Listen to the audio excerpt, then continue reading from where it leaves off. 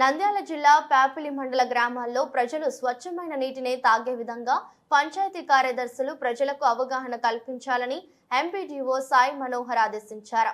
స్థానిక ఎంపీడీఓ కార్యాలయంలో సోమవారం ఆయన పంచాయతీ కార్యదర్శులతో సమావేశమయ్యారు. ఈ సందర్భంగా ఎంపీడీఓ మాట్లాడుతూ వర్షాలు కురుస్తున్నందున త్రాగునీరు కలుషితమయ్యేందుకు అవకాశాలు ఉన్నాయని, ప్రజలకు అవగాహన లేక గ్రామ పంచాయతీ సరఫరా చేసే నీటిని కూడా జాగ్రత్తలు పాటించకుండా తాగడం ప్రమాదమన్నారు. కాచి వడబోసిన నీటిని తాగడం ఆరోగ్యానికి మంచిదనే విషయాన్ని పంచాయతీ కార్యదర్శులు తెలియజేయాలన్నారు. గ్రామాల్లో OHSR ట్యాంకులను క్రమం తప్పకుండా శుభ్రపరచాలని, ట్యాంకును శుభ్రం చేసిన తేదీని, తర్వాత శుభ్రం చేయబోయే తేదీని ట్యాంకుపై రాయాలన్నారు. బ్లీచింగ్ పౌడర్ ద్వారా తప్పనిసరిగా క్లోరినేషన్ చేయాలన్నారు. అందరికీ కూడా చెప్పడం జరిగింది. ఇక్కడ ఏంటంటే మన క్షేత్ర స్థాయిలో ANMలు, MLHPలు అంటే మిడ్ లెవెల్ హెల్త్ ప్రొవైడర్స్ ఉంటారు. MLHPs and ASHA plus Panchayat secretaries, engineering assistants వీళ్ళందరూ ఒక జట్టుగా ఏర్పడాలి. జట్టుగా ఏర్పడి మూకుమ్మడిగా నీటి వ్యవస్థ పైన, నీటి పారిశుభ్రత పైన, అంటే టోటల్ ఇదేంటంటే వాళ్ళకి కొన్ని వ్యవస్థలు ఉంటాయి. వీళ్ళు మంచి కోఆర్డినేషన్ చేసుకోవాలి. సమన్వయ లోపాలు ఎక్కడా ఉండకూడదు. ఇది వాళ్ళ పనిలే, పంచాయత్ సెక్రటరీ చూసుకుంటాలే అనుకోకూడదు. ఏదైనా సమస్య వచ్చిందంటే పంచాయత్ సెక్రటరీకి వరకు తేవాలి. ANMలు కూడా జస్ట్ ఊరికే పైకి పంపించడం కాదు. అంటే నేను ఏం చెప్తున్నానంటే, ఇది ఆల్రెడీ మనం MHOs కూడా చెప్పినాం. మనం MHO 1కి, MHO 2కి అంటే పాపిలి మేడంకి, జలదుర్గ మేడంకి కూడా చెప్పడం జరిగింది. ఆల్రెడీ వాళ్ళు కూడా సమావేశానికి హాజరయ్యారు. సమావేశ పోస్టర్లు కూడా మీకు ఇస్తాం. అంటే ఆ రోజు ఎవరో అటెండ్ అయ్యారు, ఏదని వాళ్ళు మీకు చెప్తామన్నమాట. కానీ ఇక్కడ ముఖ్యమైన విషయం ఏంటంటే ప్రజల భాగస్వామ్యం. RO ప్లాంట్ల పైన కూడా RO ప్లాంట్లు విచ్చలవిడిగా ఉన్నాయి. దాన్ని పంచాయత్ సెక్రటరీలు ఇప్పటి నుంచి ఖచ్చితంగా మానిటర్ చేస్తారు.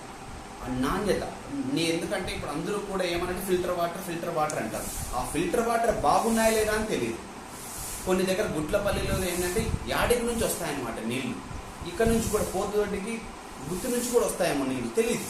అంటే దగ్గర నుంచి పక్కన మండలాలు, పక్కన జిల్లాల నుంచి కూడా వస్తాయి నీళ్ళు. అంటే వాటర్ ట్యాంకర్స్ ఫెసిలిటీ వాళ్ళు వస్తారు, ఇస్తారు, పోతారు.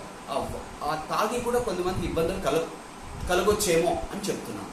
కాబట్టి పంచాయత్ సెక్రటరీలకు నేను ఏం చెప్తున్నానంటే, RO ప్లాంట్ల పైన కూడా ఎక్కడైతే మనం పాపిలి హెడ్ క్వార్టర్ శివా కూడా చెప్పాము, ఎక్కడైతే ప్రతి ఒక్క పంచాయత్ సెక్రటరీ గారు కూడా, ఎందుకంటే హెడ్ క్వార్టర్స్లో ప్రత్యేకించి నేను ఎందుకు చెప్పానంటే దగ్గర 10 పైన ఉన్నాయి వాటర్ ప్లాంట్. 10 పైన ఉన్నాయి. 10 పైన దాన్ని మనం రెగ్యులేట్ చేయాలి కదా.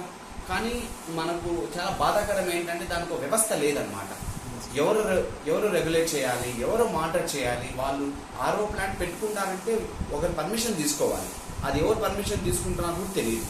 అందుకని మొన్న డిస్ట్రిక్ట్ కలెక్టర్ గారి ఆదేశాల మేరకు, DPO గారి ఆదేశాల మేరకు, DMHO గారి ఆదేశాల మేరకు, SCRWS గారి ఆదేశాల మేరకు ఖచ్చితంగా ప్రతి ఒక్కరూ కూడా RO ప్లాంట్ పెట్టే వాళ్ళు ప్రతి ఒక్కరూ కూడా పంచాయత్ సెక్రటరీ గారితో, అదేవిధంగా ANM, అదేవిధంగా మెడికల్ హెల్త్ ఆఫీసర్ గారితో వాళ్ళు వచ్చి ర్యాండమ్ ఇన్స్పెక్షన్ చేస్తాం.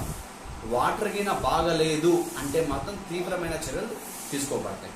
RO ప్లాంట్లు కూడా ఖచ్చితంగా అన్నమాట. ఎందుకంటే నీళ్లు నాశరికంగా ఉండి, నీళ్లు కలుషితంగా ఉండి మాత్రం అమ్మకూడదు. ఎందుకంటే వాళ్ళని ఫ్రీగా ఇవ్వట్లేదు. 10 రూపాయలు, 12 రూపాయలు తీసుకుంటున్నారు. ఓకేనా? అంటే నేనేం చెప్తున్నాను, కొంచెం ఆలోచించండి. మన పాపిలి మండల ప్రజలు కూడా కొద్దిగా ఆలోచించాలి. మీరు త్రాగే నీటిని మీరు పరిశుభ్రంగా పెట్టుకోవాలి. అంటే నీళ్లు మనం ఇప్పుడు ఏంటంటే ఎండాకాలంలో అందరూ కుండలు వాడుతున్నారు. కుండల్లో కూడా నీటిని ఒక 2 రోజులు 3 రోజులు వేసాం. అప్పుడే కింద మనం చెంపులద్ది, గ్లాసులద్ది కింద అప్పుడే ఏదో మురుకులు వచ్చేస్తాయన్నమాట. 3 రోజులకు ఒకసారి, 2 రోజులకు ఒకసారి క్లీన్ చేసుకోవాలి. దయచేసి